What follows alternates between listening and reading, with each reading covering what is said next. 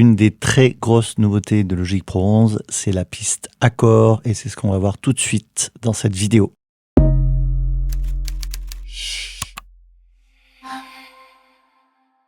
Donc pour activer la piste accord, c'est ici, raccourci G pour ouvrir vos pistes globales et la piste accord est ici. Si vous ne l'avez pas, vous pouvez faire un clic droit et vous l'activez très facilement. Donc là, pour l'exemple, je vais désactiver disposition, je vais désactiver le marqueur, je vais désactiver le tempo et je vais garder uniquement altération et accord. Okay. Donc cette piste accord, qu'est-ce qu'elle va permettre de faire?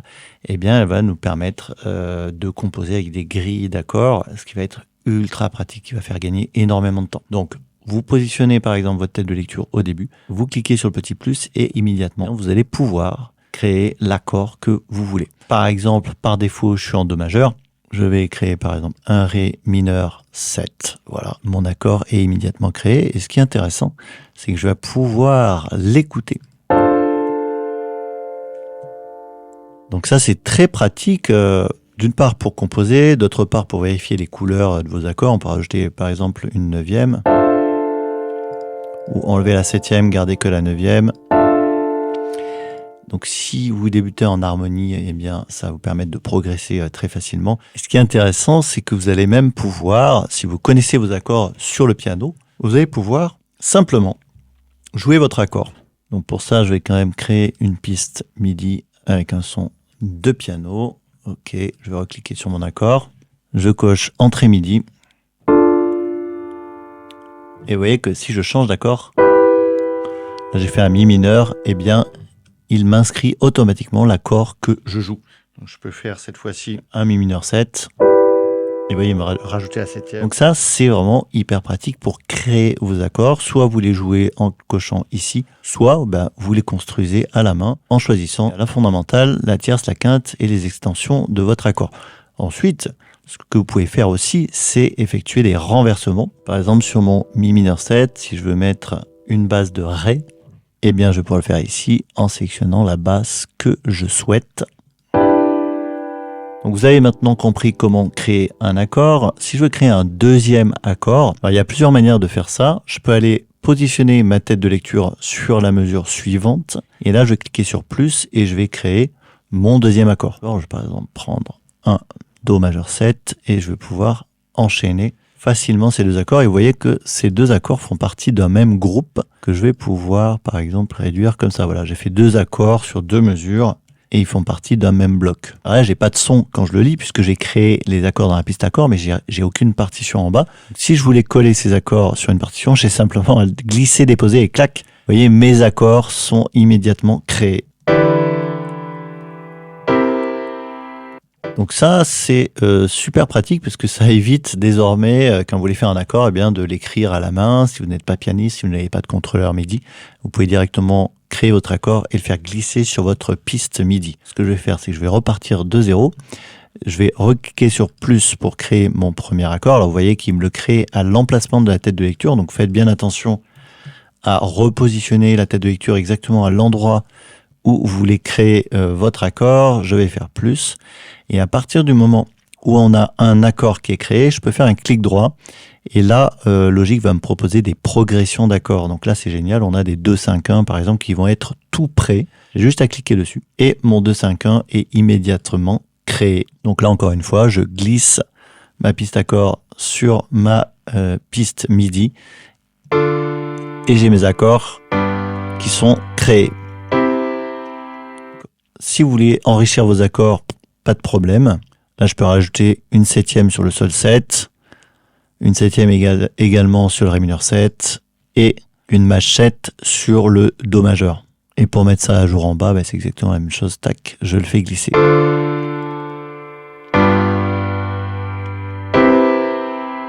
Si maintenant je veux changer la durée de ces accords, alors je pourrais déjà réduire. Vous voyez, ce 2-5-1, il me l'a doublé. Je peux aller le prendre ici simplement. Je vais réduire la durée très facilement. Si je voulais jouer deux fois, je peux mettre ça en boucle, en tirant comme ça, exactement comme je le ferais avec une région MIDI comme ici. Je peux mettre ma souris au centre. Donc là, c'est la même chose. Je mets mon curseur au centre et je vais pouvoir mettre ça en boucle. Si mon morceau, par exemple, il tourne exactement sur ses accords du début à la fin. Et si je veux effectuer des changements, le plus simple, c'est de faire un clic droit. et vous dissociez les accords. Et à partir de là, vous allez pouvoir régler vraiment la durée de vos accords comme vous voulez. Donc, par exemple, je vais cliquer dans le gris, je reclique et je vais déplacer et faire durer cet accord 2 fois plus longtemps et celui-là 2 fois moins longtemps. Donc, c'est très malléable, c'est vraiment facile. Si je veux copier cet accord sol 7 sur la mesure 5 avec option, je vais pouvoir le dupliquer très facilement. Si je veux maintenant dupliquer tout ça, j'appuie sur Shift, je sélectionne mes 3 accords et je vais appuyer sur Option. Je lâche ma souris et ensuite je lâche la touche option et toute cette zone est dupliquée. J'aurais pu également faire un clic droit, grouper les accords, voilà, et simplement les mettre en boucle. Donc voilà, il y a plusieurs manières de faire, tout dépend si vous voulez éditer les accords au milieu de la prochaine zone ici. Dans ce cas-là, plutôt que de les mettre en boucle, encore une fois, c'est comme les régions dans Logic. Vous appuyez sur option, vous dupliquez, vous faites un clic droit, dissocier les accords, et là, encore une fois, vous allez pouvoir très facilement modifier chacun des accords. Donc là, je viens de créer finalement un 2-5-1 en Do majeur.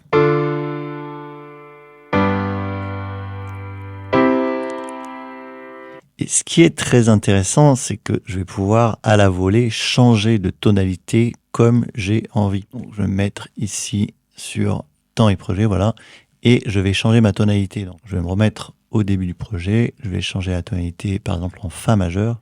Il me demande de tout transposer, je vais dire oui, voilà, et vous voyez que immédiatement j'ai un 2-5-1 en Sol majeur. Et si j'avais fait des renversements sur chaque accord, il m'aurait évidemment conservé les renversements. Si j'ai envie de changer de tonalité au cours de mon morceau, ça va être très facile. Vous positionnez votre tête de lecture, vous appuyez sur plus, mais cette fois-ci sur la piste altération. Alors pas sur la métrique ici, mais sur la tonalité ici. Donc je vais appuyer sur plus. Et là, il me demande, quelle est la clé que je souhaite choisir. Je vais par exemple passer en sol. Alors je lui indique si c'est majeur ou mineur. Je vais cliquer sur OK. Et vous voyez que immédiatement, j'ai maintenant mon 2-5-1 en sol majeur. Donc je passe du Do au sol. En un clic, tous mes accords se mettent à jour. Donc ça, c'est absolument génial. Alors vous allez me dire, ok, c'est super, bon, ça fait gagner du temps. Mais la grosse feature, ce qui est incroyable dans cette version, c'est qu'on va pouvoir créer des pistes session player que je détaillerai donc dans une autre vidéo. Mais là, je vais quand même vous montrer ce que ça donne. Donc là, j'ai pris un pianiste. Je vais muter ma première piste qui va jouer tout simplement ma grille. Donc je vais revenir au début.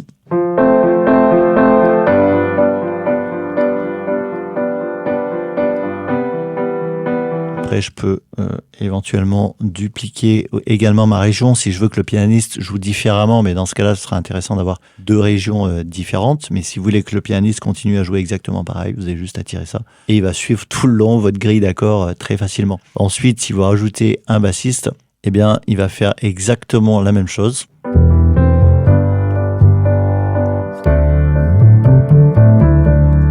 Je vais quand même créer cette fois-ci une piste drummer, donc je prends vraiment les réglages par défaut, je m'embête pas.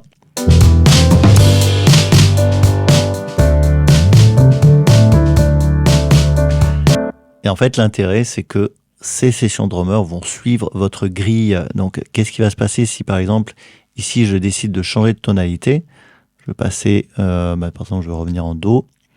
Voilà, tac, mes sessions player vont s'adapter et ils vont changer de tonalité. Donc, encore une fois, je peux les découper et les rendre autonomes si je veux que les parties jouées soient différentes, si je veux jouer en arpège, en accord, etc. Mais quoi qu'il arrive, quand vous allez faire des changements sur votre piste accord en dessous, tout va suivre. Et ça, c'est juste incroyable. Ça permet de maqueter, de composer, de jeter des idées, de tester les couleurs très, très, très, très rapidement.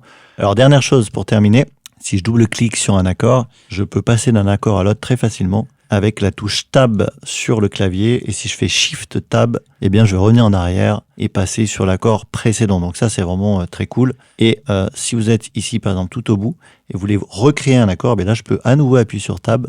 Je passe sur l'accord suivant et je vais recréer un nouvel accord simplement en appuyant sur la touche Tab.